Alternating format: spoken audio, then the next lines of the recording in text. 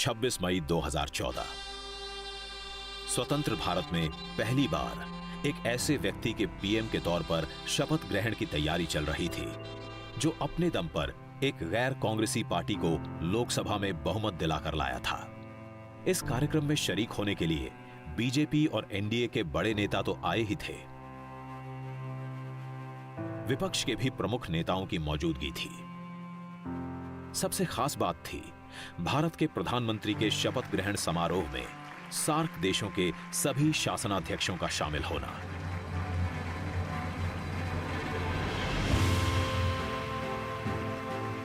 नरेंद्र मोदी ने भारत के 15वें प्रधानमंत्री के तौर पर शपथ ली। मैं नरेंद्र दामोदर दास मोदी ईश्वर की शपथ लेता हूं कि मैं विधि द्वारा स्थापित भारत के संविधान के प्रति सच्ची श्रद्धा और निष्ठा रखूंगा। पहले कभी किसी ने पूरे हमारे नेबरहुड के पड़ोसी देशों के जो लीडर्स थे उनको नहीं बुलाया था। और आप जानते हैं वैसे भारत और पाकिस्तान के रिलेशंस जो हैं वो ऊपर नीचे होते रहते हैं, तो एक बड़ा रिस्क था, एक नई सोच थी और एक नया फॉर्म ऑफ पब्लिक कम्युनिकेशन था।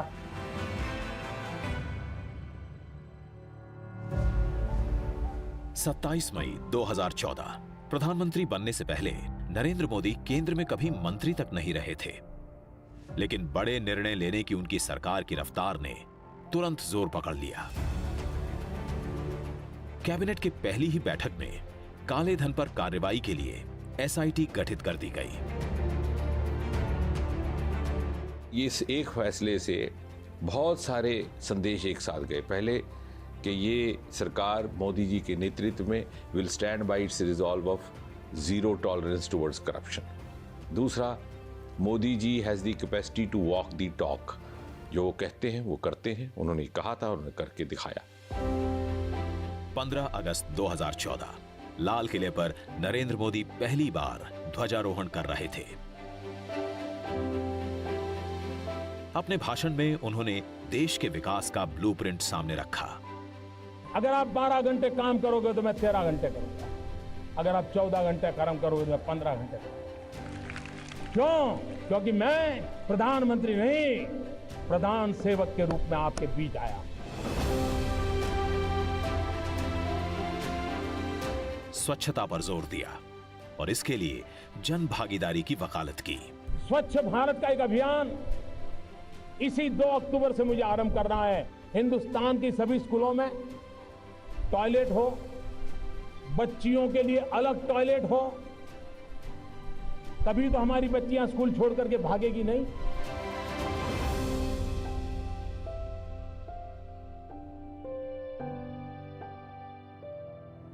पीएम मोदी की प्राथमिकता के केंद्र में रहे गांव के गरीब, किसान और मजदूर।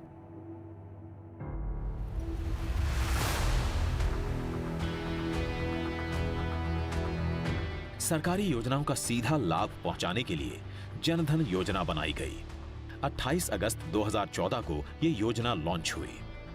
जीरो बैलेंस की सुविधा के साथ बैंक खाते खोले गए। ऐसे खातों की संख्या 43 करोड़ के आंकड़े को पार कर चुकी है। इनमें तमाम योजनाओं की रकम पहुंच रही है। डायरेक्ट बेनिफिट ट्रांसफर के कारण बिचौलिए सिस्टम से गायब हो गए हैं।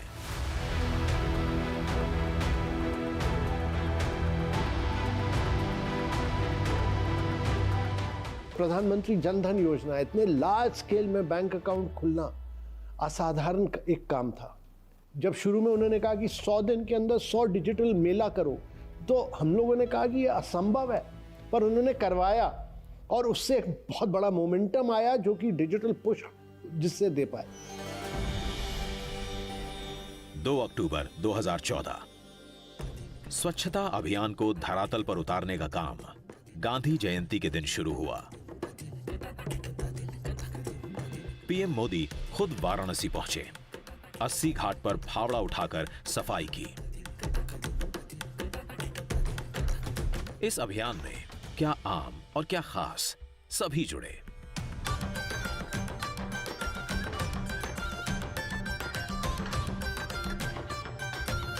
स्वच्छता अभियान को पीएम मोदी कितना महत्व देते हैं, इसका अंदाजा तब भी लगा जब वो प्रयाग में संगम के तट पर सफाई कर्मियों के पांव पखारते नजर आए।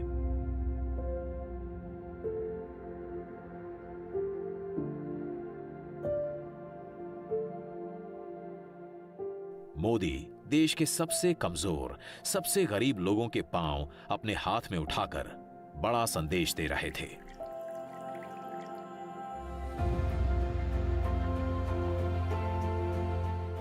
ये काम हमें करना है। मेरे देश के लाखों नौजवानों को खास करके आग्रह करता हूं, आइए मेरे साथ जुड़िए।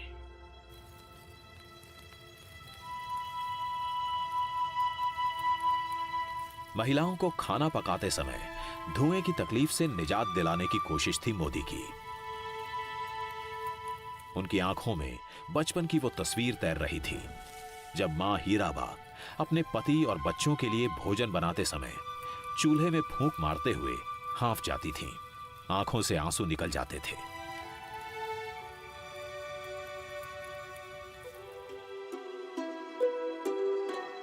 एक मई 2016 उज्ज्वला योजना लॉन्च हुई। गरीब परिवारों को मुफ्त एलपीजी सिलेंडर और चूल्हा बांटने का अभियान शुरू हुआ।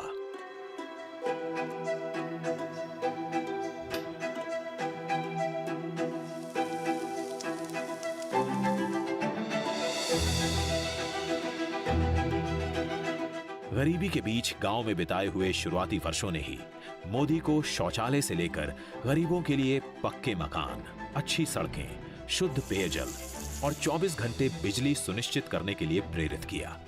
जब आजादी के 75 साल हो तब हिंदुस्तान में कोई परिवार ऐसा न हो जिसका अपना घर न हो। मोदी गुजरात के सीएम रहते हुए इनमें से कुछ काम कर चुके थे।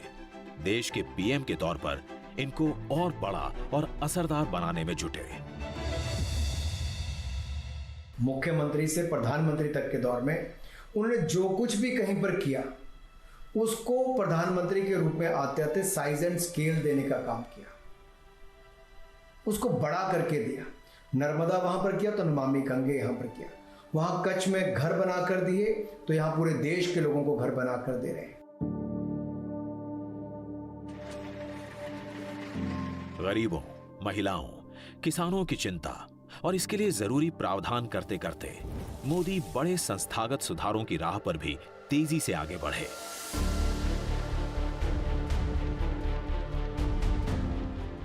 योजना आयोग की जगह नई जरूरतों के हिसाब से नीति आयोग की स्थापना की। नीति आयोग सेंट्रल गवर्नमेंट की एक ऐसी एजेंसी है जो स्टेट्स में जाकर स्टेट्स के साथ काम करता है। ये कई यूनिक चीज़ें करता है, जैसे एस्पिरेशनल डिस्ट्रिक्ट जो कि हमारे देश के सबसे पिछड़े हुए डिस्ट्रिक्ट्स हैं। इसी तरह अटल इनोवेशन मिशन हम चलाते हैं जहां हमने करीब 10,000 टिंकरिंग लैब शुरू किए, इंक्यूबेशन सेंटर शुरू किए। पर मेन जो लक्ष्य है नीति आयोग का कि ये एक मिनिस्ट्री की तरह ना काम करे, ये एक आइडियाज़ का एक इंस्टीट्यूशन हो और बाकी मिनिस्ट्रीज़ को सपोर्ट करे कि ये लोग देश को आगे ले जाए। शेल कंपनियों पर लगाम लगाई गई, आईबीसी कोड बनाया गया, बैंक का कर्ज नहीं चुकाने वाले बड़े उद्यमियों पर कार्रवाई शुरू हुई। न खाता हूं न खाने दूंगा। नई टेक्नोलॉजी और आईटी के मोदी शुरू से हिमायती रहे हैं। अपनी सरकार के कामकाज को असरदार बनाने और आम जनता की सुविधा के लिए मोदी ने डिजिटल इंडिया मिशन लॉन्च किया। भ्रष्टाचार मुक्त प्रशासन, पारदर्शिता, नागरिक भागीदारी और आखिरी कतार में खड़े आखिरी व्यक्ति तक पहुंचना, इन चारों पांचों प्रमुख नियमों का पालन हुआ है। और साथ ही साथ मोदी जी की जो टेक्नोलॉजी और विज्ञान के प्रति झुकाव है और हर नए रिफॉर्म में, नए सुधार में टेक्नोलॉजी का पर्याप्त उपयोग करना, वो भी इसमें झलकता है। 1 जुलाई 2015 को लॉन्च हुआ ये मिशन अगले कुछ वर्षों में उमंग, digi locker, RuPay, Bhim, UPI जैसे प्लेटफॉर्म्स और एप्स के जरिए और विस्तार पाता गया। जिस देश में कभी नकदी के इस्तेमाल पर जोर रहता था, वहां कैशलेस ट्रांजैक्शन की रफ्तार तेज हुई। इरादा था सिस्टम को और पारदर्शी बनाना, काले धन को कम करना, जिसकी कोशिश मोदी पहले नोटबंदी के तहत कर चुके थे। यूपीए सरकार के समय शुरू हुई आधार योजना को मोदी ने पूरी ताकत के साथ अपना लिया, नई ऊंचाइयों पर पहुंचाया। देश के तमाम लोगों के आधार कार्ड बने, उन्हें बैंक खातों से जोड़ा गया ताकि योजनाओं का लाभ असली लोगों तक पहुंचे। पहले प्रॉब्लम यह था कि लोग अपने अकाउंट ही नहीं खोल पाते थे क्योंकि उनके पास केवाईसी डॉक्यूमेंट ही नहीं होते थे।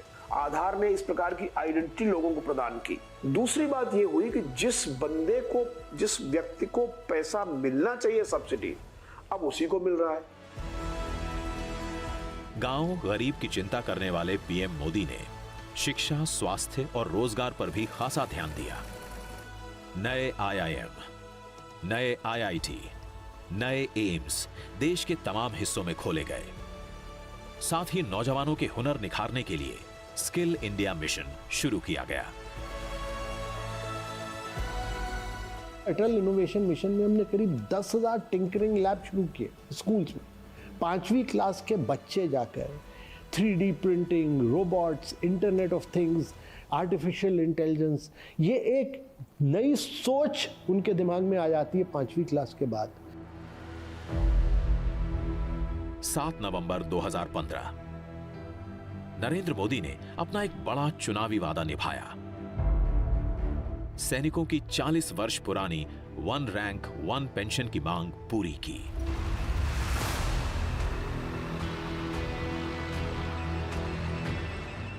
जो व्यक्ति बचपन में खुद सेना में भर्ती होकर राष्ट्र रक्षा का ख्वाब देखता था, वो राष्ट्र के रखवालों के साथ अपना वादा भला क्यों नहीं निभाता।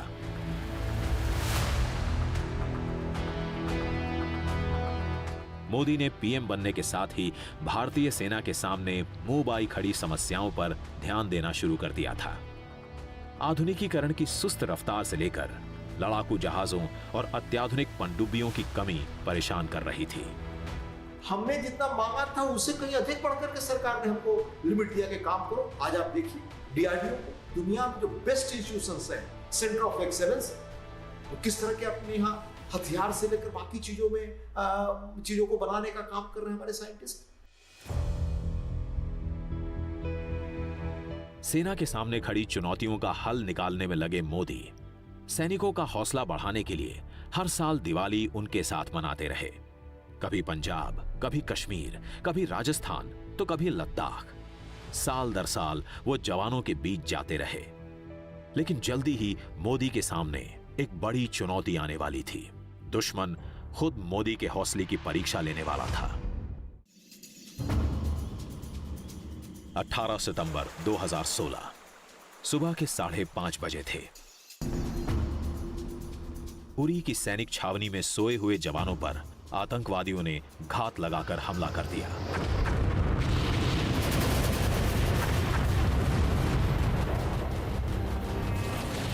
पाकिस्तान से आए आतंकवादियों के हमले में 18 भारतीय सैनिक शहीद हुए। पूरे देश में गुस्से की लहर पैदा हुई, बदले की भावना मजबूत हुई। पीएम मोदी को भी जन भावनाओं का साफ अंदाजा था। आतंकवादी कान खोल के सुन ले, ये देश इस बात को कभी भूलने वाला नहीं है।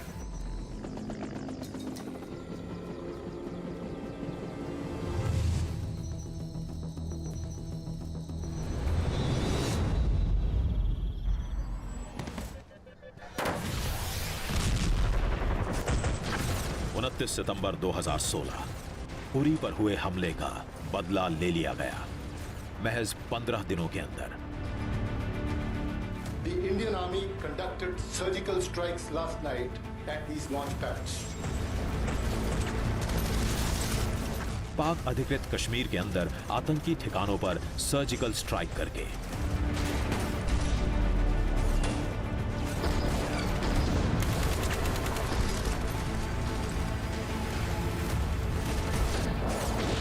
आतंकियों के लॉन्च पैड नष्ट किए गए, आतंकवादियों को मार गिराया गया।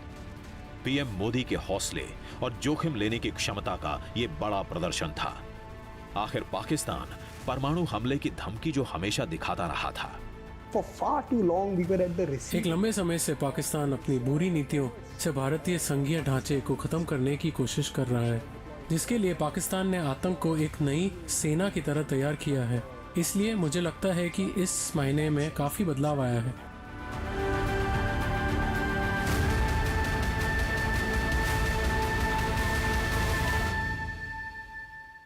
1 जुलाई 2017 सैन्य मोर्चे पर जबरदस्त हौसला दिखाने वाले पीएम मोदी के लिए आर्थिक मोर्चे पर बड़ा हौसला दिखाने वाला दिन था ये।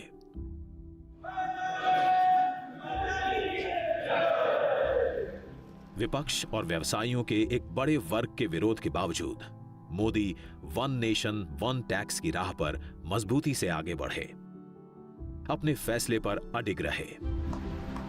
30 जून और 1 जुलाई के बीच की रात 12 बजे संसद के सेंट्रल हॉल में प्रधानमंत्री ने जीएसटी को लागू किया। देश की आजादी के बाद से टैक्सेशन के मामले में यह सबसे क्रांतिकारी कदम था। India needed to sign a free trade agreement with it. इससे पहले कि भारत दुनिया के साथ व्यापार कर पाता, उसे संघीय सीमाओं के पार व्यापार करने में सक्षम होना चाहिए, और जीएसटी एक प्रयास है जो ऐसा होने देता है। बड़े फैसले, बड़े कदम मोदी लगातार उठाते रहे। संसद में बिल पास कराकर 19 सितंबर 2018 से देश में ट्रिपल तलाक के मामले में सजा के प्रावधान वाले कानून को लागू कर दिया। मुस्लिम महिलाओं के लिए यह कानून काफी राहत लेकर आया। मुस्लिम महिलाएं काफ़ी संक्रमित होती थी, उनको तलाक तलाक तलाक ऐसा 3 बार बोल करके जो तलाक दिया जाता था, उसके कारण उनका जीवन छिन्न भिन्न हो जाता था। इसका उपाय भी उन्होंने निकाला कि उन्होंने तलाक में जो आवश्यक सुधार करना था या एक्ट में परिवर्तन करना था वो किया, और पूरे देश में मुस्लिम महिलाओं ने उनको आशीर्वाद दिया। जरूरी कानून बनाने के साथ ही विकास का सिलसिला भी आगे बढ़ा। लुक ईस्ट पॉलिसी के तहत मोदी ने नॉर्थ ईस्ट के विकास पर ध्यान दिया। पूर्वोत्तर के राज्यों को मोदी ने अष्ट देवियों के तौर पर देखा। बड़े पैमाने पर कनेक्टिविटी से लेकर आधारभूत सुविधाएं बढ़ाने पर काम हुआ। इन राज्यों के विकास को धार देने के लिए डोनर जैसा मंत्रालय बना। आज मणिपुर में जाकर आप देखिए, बाकी जगहों पर कैसे एयरपोर्ट्स, फ्लाइट्स की संख्या कितनी बढ़ गई, ट्रेनों की संख्या कितनी बढ़ गई, बॉर्डरिंग इलाके में पुल कितने बड़े पैमाने पर बन रहे हैं, और जिस तरह से वहां पर इन्वेस्टमेंट सड़कों से लेकर के उद्योग धंधे में हुआ है। अब वो लोग कहते हैं कि हमें लगता है कि हम तो देश की मुख्य धारा से तेजी से आगे जा रहे हैं। नमामि गंगे, जल जीवन मिशन, उड़ान, आयुष्मान भारत, जन औषधि योजना, मुद्रा योजना, startup India, fit India, make in India देश की प्रगति के लिए पीएम मोदी के बड़े कदमों की निशानी बने। देश को आर्थिक समृद्धि की राह पर ले जाने में लगे मोदी की राह में एक बार फिर से पाकिस्तान ने बड़ी रुकावट डालने की कोशिश की। 14 फरवरी 2019 ये वो दिन था जब पाकिस्तान में तालीम हासिल करने वाले जैश-ए-मोहम्मद के आतंकवादियों ने सीआरपीएफ के काफिले पर फिदायीन हमला कर दिया।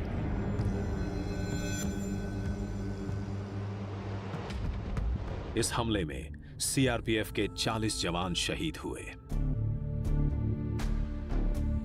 उरी के बाद यह दूसरा मौका था जब देश में पाकिस्तान के खिलाफ गुस्सा भयावह था।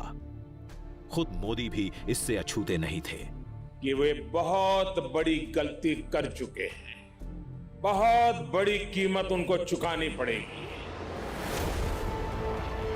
26 फरवरी 2019 पाकिस्तान और उसकी धरती से अपने जिहादी अड्डे चला रहे आतंकियों को अपनी गलती की सजा मिली। भारतीय वायुसेना के विमानों ने पाकिस्तान के बालाकोट पर एयर स्ट्राइक की, जहां पुलवामा हमले को अंजाम देने वाले आतंकियों का बड़ा अड्डा था। अड्डा तहस नहस हुआ, बड़े पैमाने पर आतंकवादी मारे गए। दुश्मन के घर के अंदर जाकर के इस प्रकार की कार्रवाई करना जिससे देशवासियों का मनोबल बढ़े, अपने सेनानियों का मनोबल बढ़े, ये अपने तरह का एक पहली इस प्रकार का निर्णय था। एंड इसी का नतीजा है कि आज न केवल भारतीय उपमहाद्वीप में, उसके पड़ोसियों के बीच में, बल्कि देश विदेश में भारत की साख मानी जाती है। तो ये मोदी है, उसी भाषा में जवाब देना जानता है। मोदी दूसरी दफा पाकिस्तान के सामने भारतीय जनता की उम्मीदों पर खरे उतरे, लेकिन जल्दी ही उनकी एक और बड़ी परीक्षा होने वाली थी, दुनिया के सबसे बड़े लोकतंत्र के चुनावी मैदान में।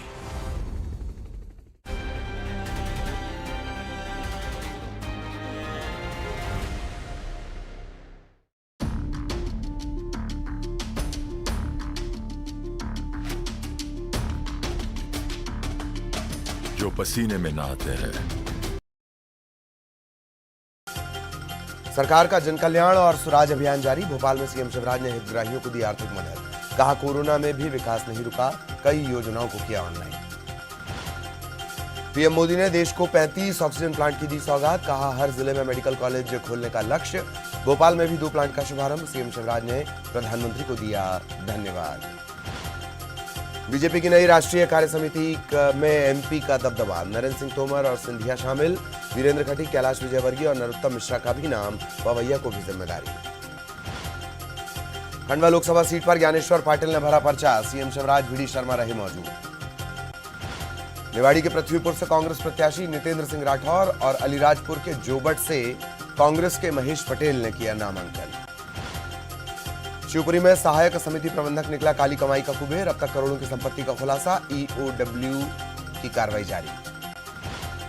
एमपी में डेंगू का बढ़ा प्रकोप। 6000 से ज्यादा लोग बीमार। 6 साल का टूटा रिकॉर्ड। ग्वालियर में अब तक 23 मई 2019 लोकसभा चुनावों की मतगणना का दिन था ये। अब की बार 300 पार के नारे को हकीकत में बदल दिया बीजेपी ने। पार्टी को 303 सीटें मिली। एनडीए का आंकड़ा 353 सीटों पर जा पहुंचा। सर्वांगीण व्यक्तित्व विकास जिसको बोल सकते हैं वो सब उसमें है। शारीरिक, मानसिक, भावनात्मक और आध्यात्मिक स्तर पर, और अपने भारत के प्रति अपार प्रेम है, सेवा भाव इतना है। मोदी जी भारत के लिए एक बड़ा देन है। 2014 से ज्यादा बड़ा जन समर्थन हासिल कर नरेंद्र मोदी ने दूसरी बार प्रधानमंत्री की कुर्सी संभाली। मैं नरेंद्र दामोदर दास मोदी ईश्वर की शपथ लेता हूं कि मैं विधि द्वारा स्थापित भारत के संविधान के प्रति। दूसरे कार्यकाल में मोदी की रफ्तार तेज होती गई बड़े फैसलों के मामले में। 5 अगस्त 2019 जम्मू कश्मीर को विशेषाधिकार देने वाले अनुच्छेद 370 और 35A को संसद में संशोधन विधेयक पास कर अप्रभावी कर दिया गया। जम्मू कश्मीर और लद्दाख 2 इकाइयां बना दी गईं, केंद्र शासित प्रदेश के तौर पर। 17 साल पहले एकता यात्रा के दौरान मोदी ने जो संकल्प लिया था, पीएम के तौर पर खुद पूरा किया।